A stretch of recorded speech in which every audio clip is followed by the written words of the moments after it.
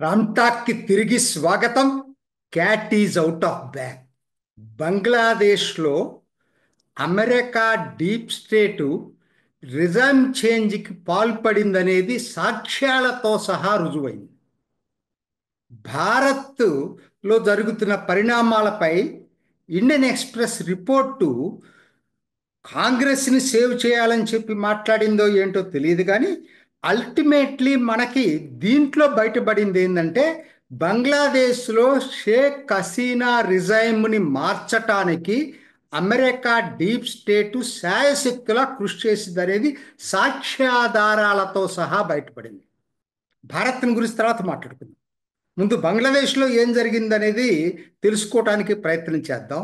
ఎందుకంటే ఇది ఎట్లా బయటకు వచ్చింది ముందు అసలు మనకి ఫస్ట్ మనం మొదటి నుంచి నేను వీడియోలు చేశాను. అమెరికా డీప్ స్టేటు బంగ్లాదేశ్ పరిణామాల్లో ఉన్నది షేక్ హసీనానే స్వయంగా చెప్పింది.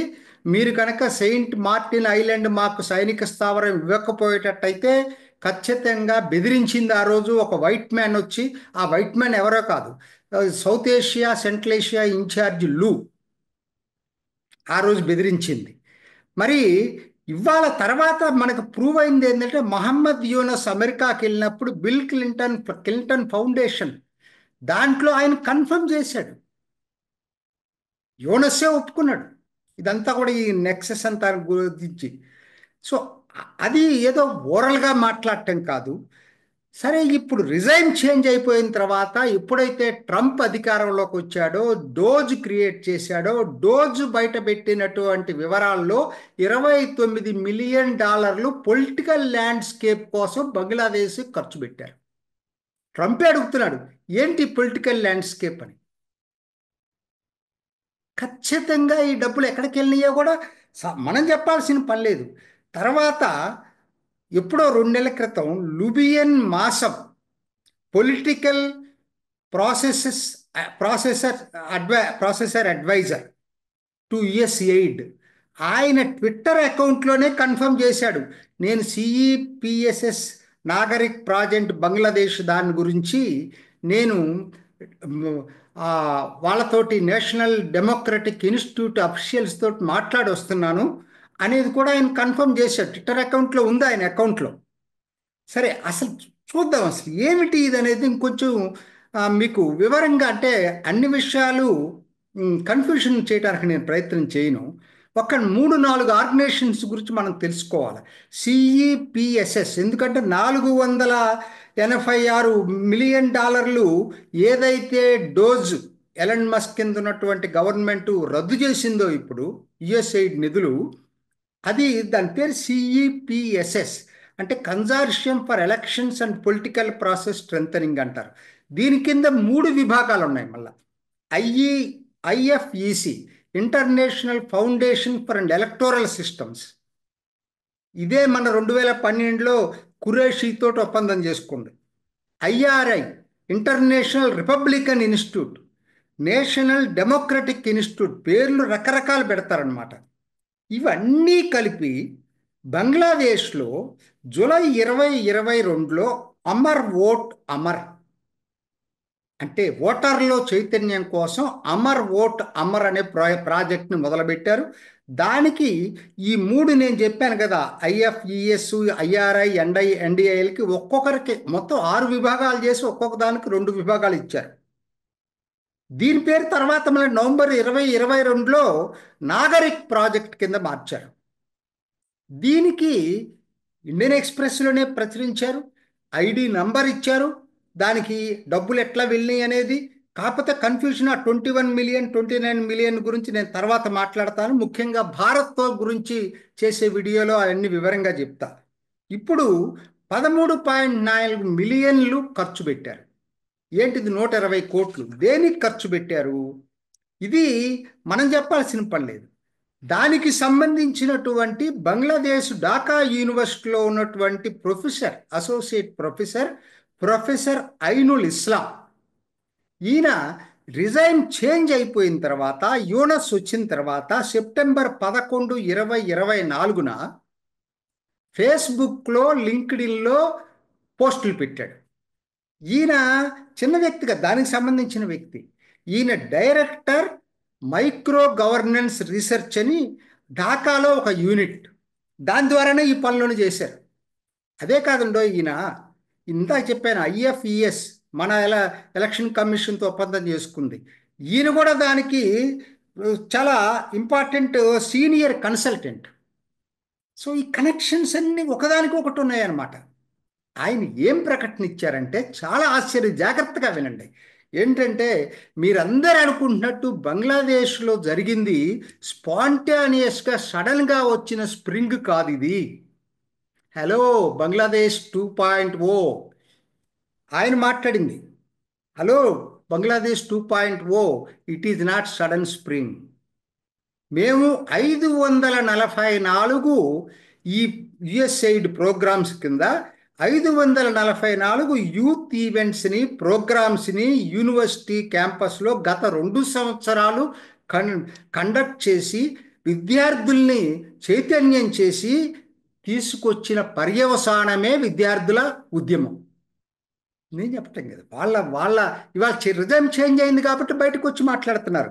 ఆయన అడిగితే ఇండియన్ ఎక్స్ప్రెస్ జర్నలిస్టు దీనికి దానికి కనెక్షన్ లేదు, మా పని అంతవరకేనని చెప్పాడు. అంతకన్నా మించి ఎవరని చెప్తారా? అంటే he he confirmed what happened అనేది. ఈయన దానికే కాదు, ఈయన ఫౌండింగ్ డైరెక్టర్గా అప్లైడ్ డెమోక్రసీ ల్యాబ్, ఇవన్నీ ఏమి లేదండి, ఫండ్స్ని రూట్అవుట్ చేయడానికి క్రియేట్ చేసిన సంస్థలు అన్నమాట ఇవన్నీ కూడా. ఇప్పుడు మన టీవీల్లో 21 మిలియన్ల 29 మిలియన్ల భారత్కి ఇచ్చిన $21 మిలియన్ బంగ్లాదేశ్ది, భారత్ది కాదని కాంగ్రెస్ ఇవాళ ఇండియన్ ఎక్స్ప్రెస్ రిపోర్ట్ని పట్టుకొని మాట్లాడుతుంది. ఇప్పుడు నేను దాంట్లోకి వెళ్ళట్లా. మొత్తం మీద బంగ్లాదేశ్కి డబ్బులు వచ్చినాయని చెప్తున్నారు కదా, మనం ప్రస్తుతం బంగ్లాదేశ్ వరకే పరిమితం అవుదాం, భారత్ని గురించి ప్రత్యేక వీడియో చేసుకుందాం. ఇప్పుడు ఇవాళ నాకు మళ్ళీ అదే కాదండి, రిజైన్ చేంజ్ తర్వాత యుఎస్ఐడ్ కింద $200 మిలియన్ 1800 కోట్లు మళ్ళీ శాంక్షన్ చేశారు. ఈసారి ప్రభుత్వానికి శాంక్షన్ చేశారు డైరెక్ట్గా. అదివరకు ప్రభుత్వానికి కాదండో, అవన్నీ ఎన్జిఓలు. భారత్లో కూడా ఎన్జిఓలకు చేశారు, దాని గురించి మనం తర్వాత మాట్లాడుకుందాం. ఈ ఎన్జిఓలకి షేక్ హసీనా ఉన్నప్పుడు ఎన్జిఓలకు శాంక్షన్ చేశారు. ఇప్పుడు మహమ్మద్ యూనస్ వచ్చిన తర్వాత ప్రభుత్వానికి ఇచ్చారు 1800 కోట్లు.